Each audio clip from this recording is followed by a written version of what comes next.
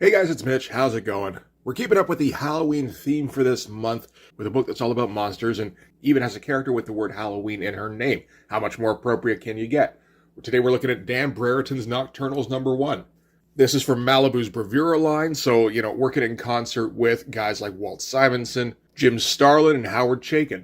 This is in 1995. At that time, Dan Brereton doesn't have the name that those guys do, but he was, he had been making himself like more of a name for himself in comics. He'd been around since 1988. He first started at Eclipse Comics, and I remember seeing his stuff coming up in Wizard at the time, where he always had like a trading card or a cover that he was putting out there. And I mean, you could never mistake Dan Brereton's style. It's very apparent.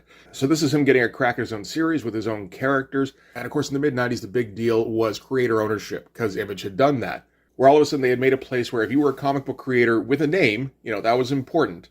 You could come up with your own book, and you would, be the main one to reap the benefits from that book, and then you would hang on to the rights to that character afterwards. And all sorts of creators gave that shit a shot, to the point where it was becoming a detriment to the other publishers, and they had to kind of step up. Some of them did anyway. I don't think Marvel and DC did too much of that, but Dark Horse and Malibu in particular decided to come up with lines where it was all about creator ownership. And we did get some very interesting comics come out of that. The Malibu Bravura line didn't last very long. Even this one came out January of 1995, and Malibu was already starting to bleed money. You get the impression that they had pumped a whole bunch of money into the Bravura line. And not even just the Bravura line. At the same time, they were doing the Ultraverse. They were trying to keep up with guys like Marvel and DC and Image. And they had some names, they just didn't have the kinds of names that, Image could sell 1 million copies of a comic because they had names like Rob Liefeld, Todd McFarlane, Jim Lee, Mark Silvestri, etc. Malibu had Norm Brayfogle and George Perez and Dan Brereton, which are cool names to have for sure, but it's not the kind of thing where everybody's going to flock to see the new Norm Brayfogle or Dan Brereton thing. They might flock for George Perez. So Bravura didn't last too long into the 90s. The company, as I said, was bleeding money at a rate they couldn't keep up with it, and to the point where they eventually ended up selling to Marvel, and that was kind of the end for a lot of those titles, I think. This title in particular would have been hard to keep up with regardless because, of course, this is a fully painted series. You get the impression Dan Brereton wanted this to be a monthly series, but there was no way that was ever going to happen. Issue 1 comes out in January, issue 2 does come out in February, 3 and 4 both seem to come out in April, and then, you got to wait until June for number 5, and then August for number 6, and at that point, the series is over, and I think Dan Brereton realizes he can't keep up with the monthly schedule. It's just absolutely impossible. But we got some cool looking comics out of it in the meantime. So we might as well take a look. We can start with the cover. I mean, that cover is absolutely fantastic. Very stylized. Dan Brereton has a thing for shadows. He has a thing for drawing monsters. You don't have to look too hard to find an interview where Dan Brereton's talking about how much he loves drawing monsters. He's a very skilled painter, and his style is also always very apparent when he's putting in the work. So we're going with a standard group shot here. We're going uplit. We're not going crazy on an angle, and that's kind of a thing I noticed reading this issue, is that Dan Brereton doesn't really do that. He often goes for, locking the camera down pretty much at eye level, changing the angles that way, but not really going for a low or high angle. But, it's a great look to start with anyway. And I guess the thing you got to ask yourself is, who are all these creepy characters, and why wasn't this released in October? I imagine the answer is just because Dan Brereton wasn't done by then. And of course, by October of 1995, Malibu barely existed anymore. So, we're going to get all our credits here on the inside front cover. The storyline is going to be called Black Planet. This is basically our main character here. This is Doc Horror, which is a great name. And this is written, created, and illustrated by Daniel Brereton. We also get credits for letters, we get credits for logo design, and for his lawyer. That's an interesting choice. Okay, so let's get into it here. We're starting at Narn-K Laboratories, which doesn't mean anything to us just yet. So he's going to tell us this is the monster shop. Frankenstein's assembly line, fabricated armies ready for market. Some of them forged of plastics and synthesized flesh. Jesus, that's hard to get out. Specialized golems ready for a programmed life of service to the highest bidder. So, okay, they make zombie synths, essentially. We also get some other kinds of creatures. This is Komodo, who they occasionally call Dragon Boy in this comic.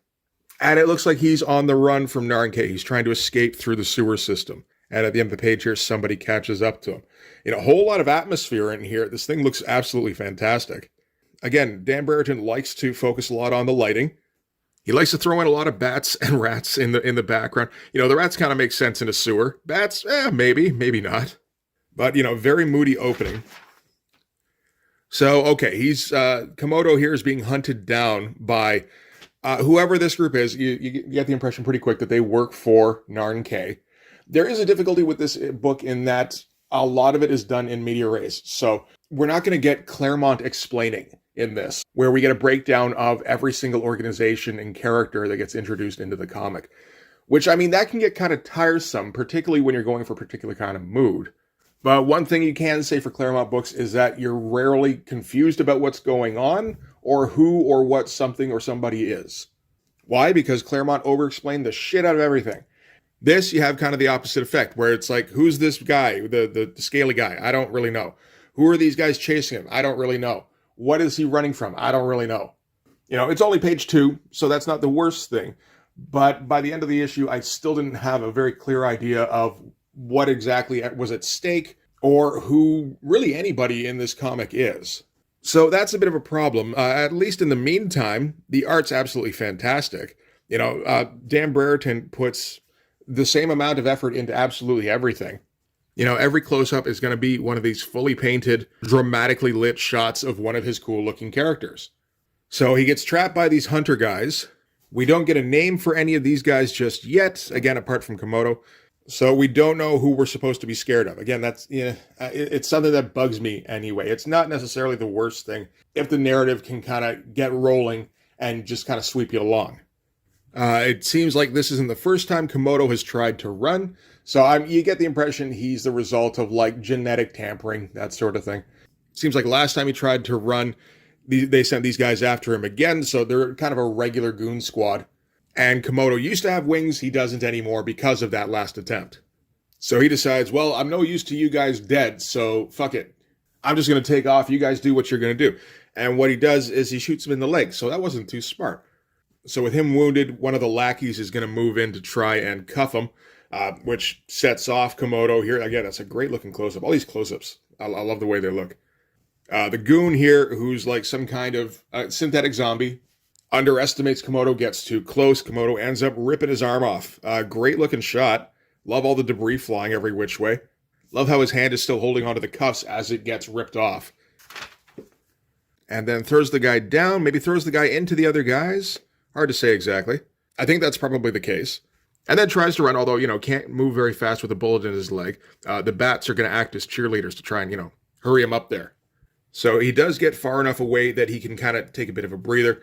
We see what's left of his wings here. They're all kind of just shredded and hanging off him. Turns a corner and gets confronted by some scarecrow-looking dude. And what appears to be his pet puppy. That's a great-looking dog, anyway. But, everything looks great. Whenever we got to do gunfire, we get to do some fun stuff with the lighting. He's always going for deep shadows. It's nice-looking stuff. This does feel influenced by Mike Mignola's Hellboy. I imagine Dan Brereton was doing this kind of stuff before Mike Mignola got popular. I know he was definitely painting around like 1989, 1990. But there's a lot of elements in this that feel like they go hand in hand with Hellboy. And it might just be a case of, two guys having similar interests. I think that's actually probably likely. But I also think Malibu was probably like, hey, you know what? Hellboy's starting to get really popular. We've got a book that kind of feels similar. We should probably run with that. So, the Scarecrow guy turns out to be some kind of zombie. But he's a zombie with a couple of pistols. And when Komodo's chasers come up behind him, Zombie starts unloading on them. Great looking panels. Again, all very similar angles. We're always just kind of operating at Komodo's eye level. So we're always seeing Zombie, a little bit taller than us, which is good. Again, I'd just like to see a bit of a change between the panels every once in a while. It doesn't really happen too much. I wonder how much of this is influenced by Dan Brereton doing a bunch of covers and trading cards and, always going for kind of a similar angle when he's drawing those. Basically something that looks an awful lot like, say, this panel here or this one here, where you're just kind of going for a cool shot. And you can go for, like a slightly lower angle and just make sure you throw on all sorts of interesting color and shadow. Like, everything looks absolutely fantastic, though. So, he blows away the pursuers and gestures to the rope ladder he's got. It's going to be Komodo's way out. So once he climbs up there, this guy here, whose name I still don't have, we are going to get it eventually. He's all out of lackey, so he's not going to keep following. but figures he'll track him down eventually. All right, so from there we're going to cut to later that evening at the Zampa Incorporated offices, Peril City, meeting in progress. We don't know what any of that is. I wonder how much of this we're supposed to know going into this from having read stuff like Wizard or all the Bravura stuff that's been going out. I think there's a Bravura number 0. There's been a whole bunch of marketing about this, but it feels like you're supposed to know what these things are heading in, and we just don't. So this appears to be a meeting between mob bosses. We got Tony Zampa, and we've got this guy here who's the Owl.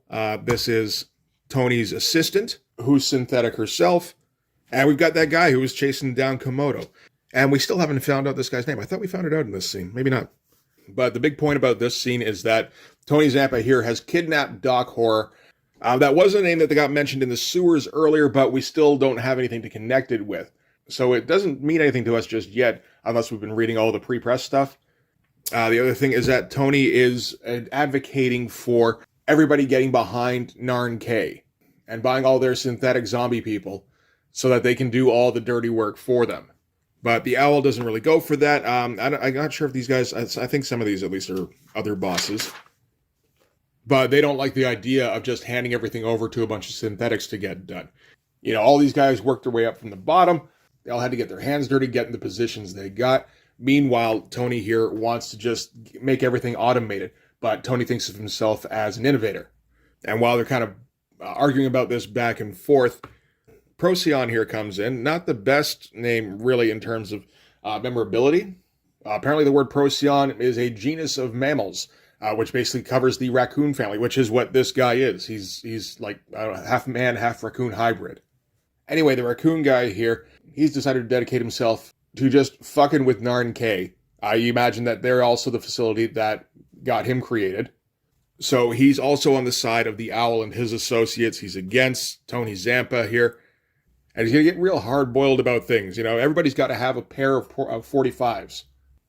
Tony thinks he's got the upper hand because he's got Lucille here, his synthetic assistant. Synthetics are supposed to be completely loyal and obey every command. But when he tells her to, you know, take Procyon here up to the roof and throw him off, Lucille turns on him. She's not going to help him take out Procyon. She doesn't seem to be working with anybody else, though. So that actually ends up being a little bit confusing. But she's not going to stand in the way of Procyon here as he guns down Tony Zampa. Tony's been saying raccoon slurs this whole time. So that's justifiable, I guess. So anyway, it seems as though Procyon is one of the crime lords. Again, this is all kind of unclear. We do finally get this guy's name, at least, the dude with the scarf over his mouth. This is Mr. Fane. He's not too happy because he had a deal going with Tony Zampa naturally to supply him with the synthetics. That's why he's at this meeting in the first place. So having his guy getting gunned down, that doesn't exactly work out too well for him, but it doesn't look as though anybody is really working against Mr. Fane specifically, which, again, considering how much this guy, Procyon, seems to dislike Narn K, you'd think that would kind of be a priority, but apparently not. Which might not be a bad thing, you know? I mean, like, people having complicated motivations, that tends to work out fairly well if the writer is skilled enough to kind of handle it. I mean, the story here appears to be pretty good. It's just a little bit awkward and confusing when you don't have any of the information that you need going into it. Okay, so afterwards, Procyon here, who apparently goes by Bandit. You know, everybody's got to have two names, which, you know, I get, I suppose, you know, secret identities and all that shit. But it does tend to kind of get convoluted, again, in my head, when we're getting this entire cast of characters who all have two names right out the gate. So Bandit was in cahoots with Lucille the Synth to kill off Jimmy Zark, whatever the fuck his name was, I don't remember now. They find some kind of squid on him, and then we get into a little bit of a verbal standoff with Fane. So he's obviously not too pleased about this turn of events since he had a deal going on with Zampa. Apparently Bandit's not going to kill him here, though, although it seems like he probably could fairly easily. Maybe they don't want to get really loud about the feud with Narn K. Or maybe just a case of we need to save him for later so that he can keep being an antagonist. Like, I don't know. It's tough to tell exactly what is plot here. It seems as though Brereton has a pretty intricate plot worked out. Or at least I hope that's the case. He's setting up all sorts of stuff anyway. Maybe a little bit too much for this first issue, to be honest. And he's not really being straightforward enough with the information. All right, so from here we're going to cut to somewhere fucking else. But at least these are the guys who were on the cover, so these are the Nocturnals. And they've stopped by the house where Zampa's men are keeping Doc Horror. He's got a couple of those synthetic guys just hanging around out front. They do seem to be just like regular dudes who just can't really disobey whoever they're working for. So we got Firelion here, who appears to be kind of a pyrokinetic, which everybody seems to think is extremely dangerous, like overpowered kind of thing. And he's going to try and just like threaten his way in, but it's going to get a bit more violent than that, naturally. So yeah, I mean, like everything looks fantastic at all times. It's always interesting seeing how guys with painted styles, because you got to go with at least semi-realistic a lot of the time with a painted style. Particularly a guy like Dan Brereton who relies so much on light and shadow, how exactly you go about depicting that when a dude's headlight's on fire. I like the shadows he comes up with. Like this stuff looks absolutely fantastic. So the synths that are guarding Doc Horror, one of them here is a bit more cowardly, and I guess he's willing to just let the Nocturnals barge in. The other guy, he's got his orders, so he's got to stick with that.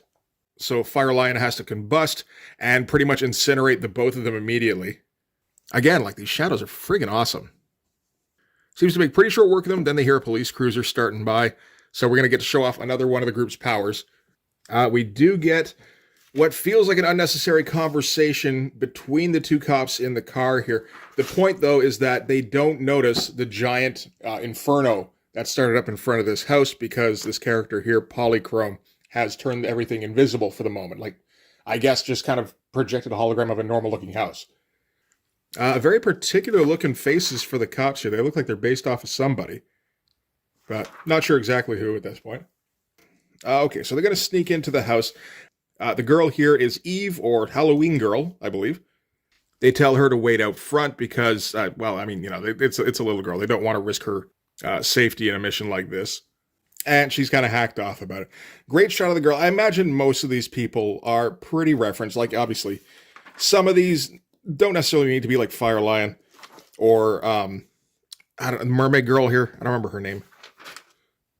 And a bunch of these look like they're taken directly from photographs of some kind, but they're stylized enough that you don't get that Tim Bradstreet effect, so that's pretty good. All right, so cut inside. We're going to get more of these synth guards. Brereton seems to like to spend a lot of time setting up the world here.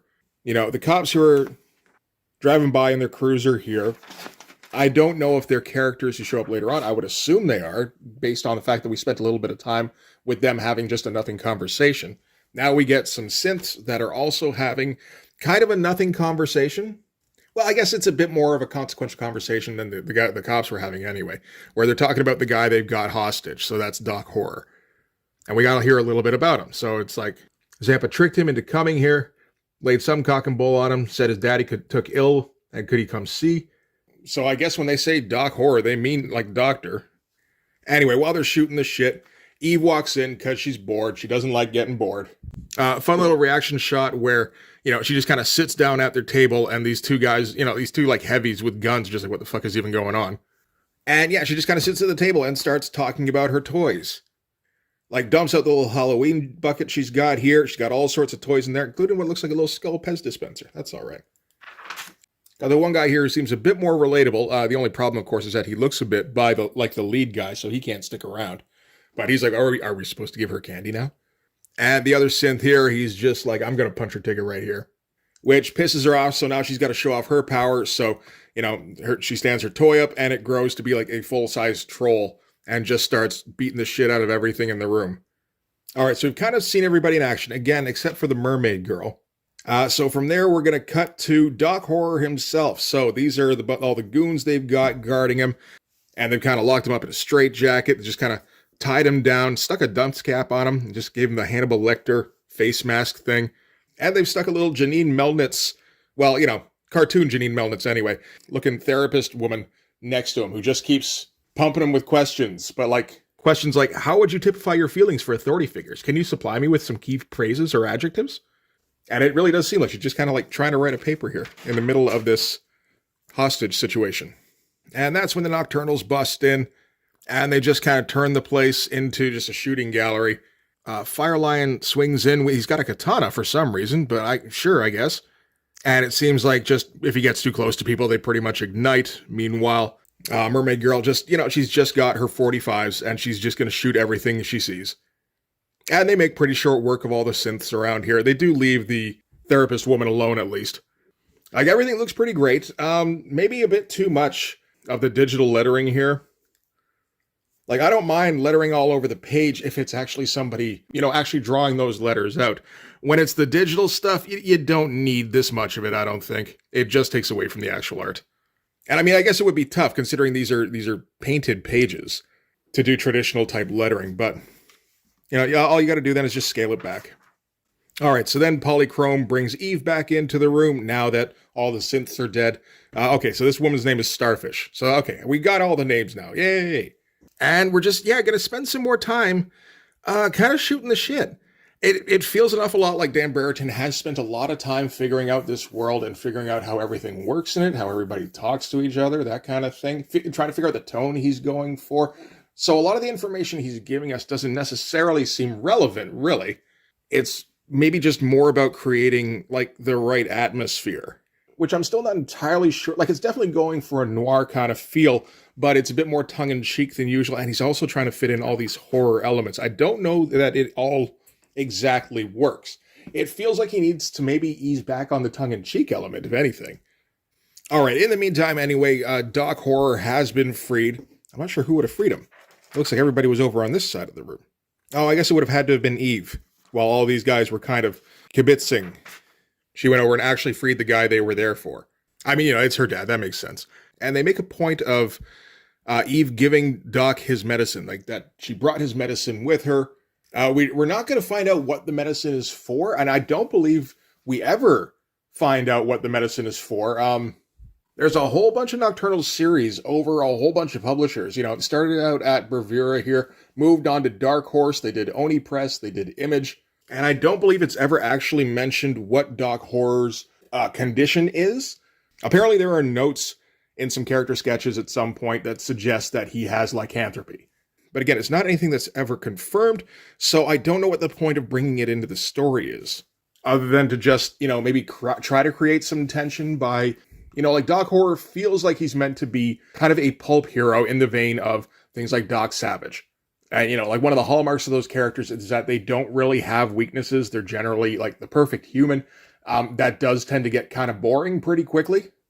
So, if he's got this condition and he's always in need of his pills, then you can go, oh, but he didn't bring his pills this time. Oh, what if something bad happens? Oh, wait, never mind. He got them just in time. I don't know. It feels like we're constantly like trying to build tension, but then if you're never paying it off, again, I don't think there's much of a point in having it. Again, at least everything looks fantastic. I love this arm here. That arm looks absolutely amazing. It is a little strange having...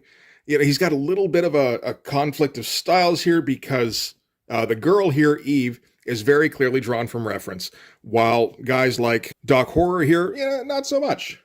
So having them in the same panel, it feels a little bit odd. It feels like it doesn't quite mesh. Maybe it like just barely, but it still feels like there's a little bit of conflict. Anyway, with the freeing of Doc Horror, that's kind of it. They're going to have to go and take it to Narn K from here. One thing they did learn from all this was that Tony Zampa was trying to set up some kind of underworld defense contract. I assume because these are all hybrid type people, like Firelion and Polychrome and Starfish, that they're all from Narn K. I don't believe this is meant to be a world that is populated by monster people. So they would already know all about Narn K, theoretically, so it's not like we have to investigate that. But maybe we need to accelerate whatever the conflict is between these two groups. Anyway, that's it for Nocturnals. It's kind of I don't know, it's a bit hit or miss in some ways. I mean, the art is absolutely fantastic all the way through, at least. And I do like the subject matter, I like the pulp feel, I like all the horror stuff. Having a bunch of great-looking monster characters, that's never a bad idea in my mind. The writing it's not even uneven, it's just kind of unclear exactly what direction we're going, what tone we're going for. And, there's way too many little details that are mixed in with way too much fluff for it to really grab me the way I think I'd like it to. Like, I don't know, it's definitely worth spending time with, in my opinion, just because it looks so goddamn good. So it's the kind of thing I certainly wouldn't mind going back to see if the story kind of coalesces more. I wouldn't be surprised if it does. Just the number of like miniseries and one-shots that it has produced give me the impression that it's at least found some kind of audience, even if it is just people who really dig Dan Brereton's art, which is probably quite a few people. So overall, more plus and minus, just I kind of wish that the story had been a little bit clearer. Maybe a bit more straightforward. That's probably the best way to put it. Anyway, that is going to do it for this one. Thanks very much for watching, guys. If you like this video, please hit the like button. It helps with all the algorithm stuff. If you want to see more, hit subscribe. And if you really want to help out, in the description, there's a link to my Patreon. And if you go subscribe there, that'll give you access to everything I do. So all sorts of videos, everything to do with the Blood Force comic, including everything to do with the Blood Force Kickstarter, which I forgot to mention at the beginning. And I could go back and do it now, but I mean, if you're still watching this, then I think the link to it should be coming up right about now, so I don't even have to mention it too much. Click the link, bookmark it. That was what I would have said anyway. You can also follow me on Instagram and DM me there for commissions. Anyway, that's going to do it. Thanks again for watching, guys. I'll see you in the next one. Bye-bye.